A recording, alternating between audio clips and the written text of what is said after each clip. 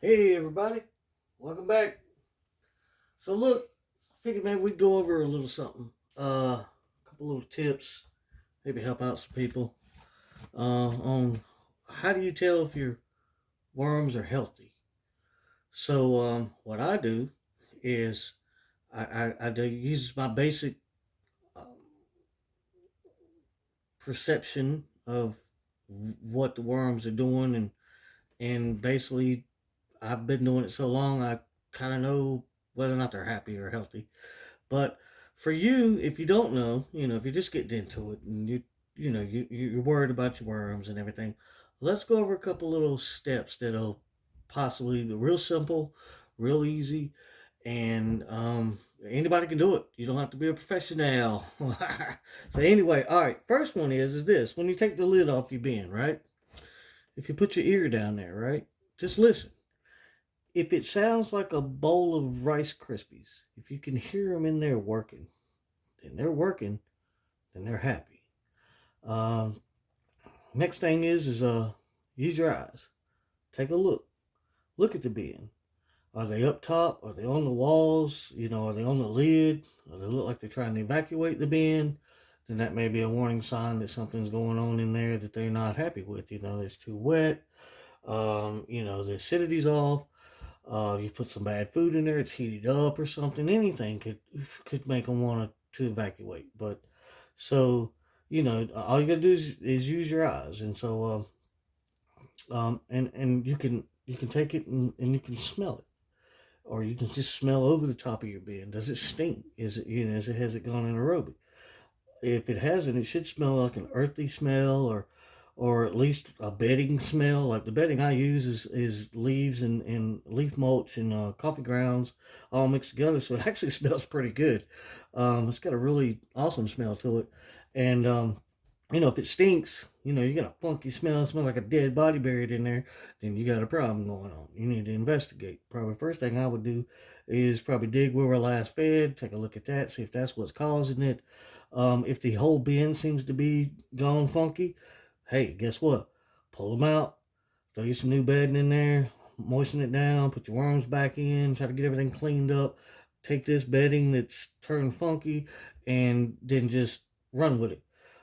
Set it somewhere, let it cool off. If it's good old bedding, if it's a new bed, shuck it in, well, maybe not shuck it to trash, but shuck it in another bin, leave it over there sitting inside, and see what happens to it. Um, so you're using your eyes, using your ears, using your nose. Another good way to check to see if your bin's healthy or your worms are healthy is use your eyes again. Take a look around when you open the lid up. If they've been working and been doing their job, then you should be able to see some castings on here. You should be able to see some castings on the side of the walls. You should be able to also look and see cocoons. You should be able to see cocoons where there weren't cocoons. You should be able to just reach in there randomly and pick a cocoon up. If you've got more than 100 or 200 worms in a bin, then the cocoons should be plentiful by now. So just keep an eye on that. And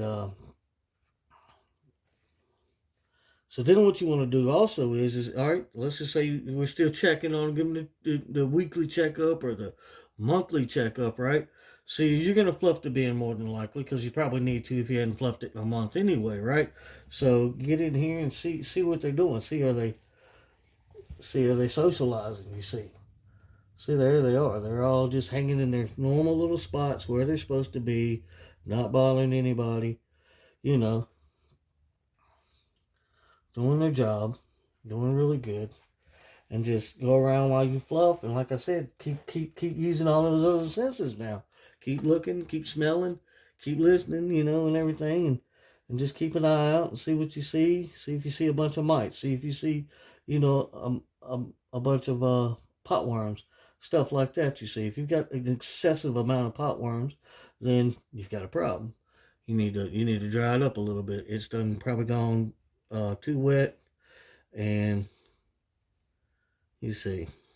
You can, like I said before, you can fix 90% of your problems with some bedding. Bedding is your friend.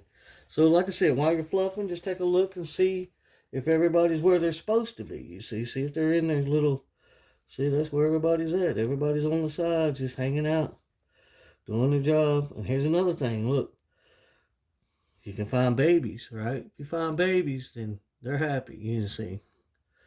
If you find hatchlings, I call that a juvenile. There are hatchlings in here. If you want me to find you one, I will. Take me a minute. I'm going to have to get my glasses. But, I mean, I'm digging all the way down in the bottom here and still pulling out cocoons and everything out of here. So, I mean, you know.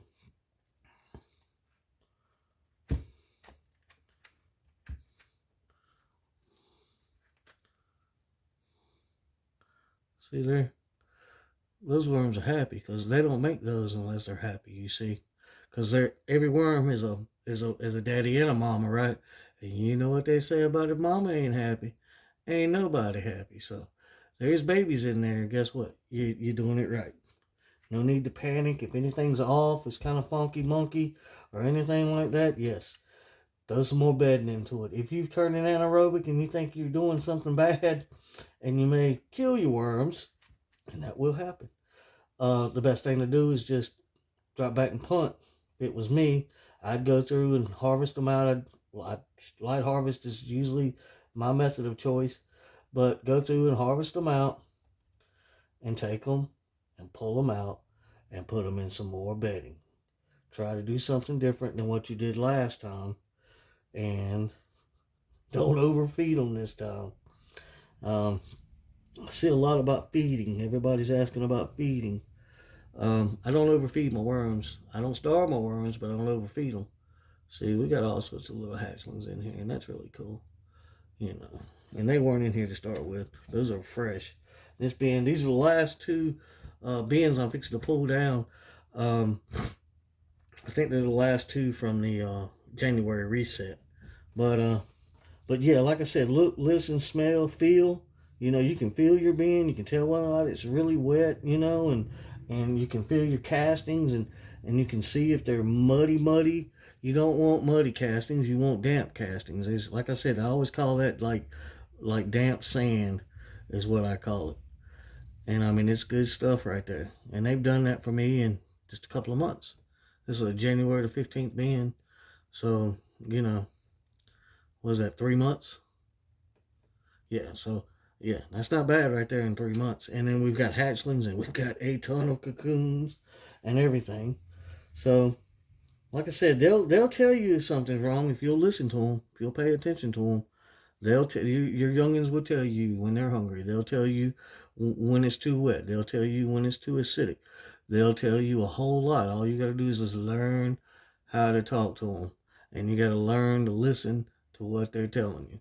So, you know, that's pretty much it right there. Just real simple. You don't have to buy anything. You ain't got to order this gadget off of Amazon or eBay or nothing. That's just some basic little tips to help you keep up with whether or not your worms are healthy or not.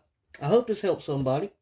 And if it does, or if you like it and you enjoyed it, hit that subscribe button, hit the like button, ding the bell thing, do the thing, leave a comment, see what you think. Let me know what you think about what the little tips here and all that good stuff. If you're new here, welcome. If you're an old subscriber, I'm glad you came back too. So anyway, we'll be putting out another one here shortly because we're fixing to clean these bins out. That's what we're fixing to do actually. This is a pretty much finished bin. We're going to do a harvest video here in just a minute. So anyway, I appreciate every single one of you.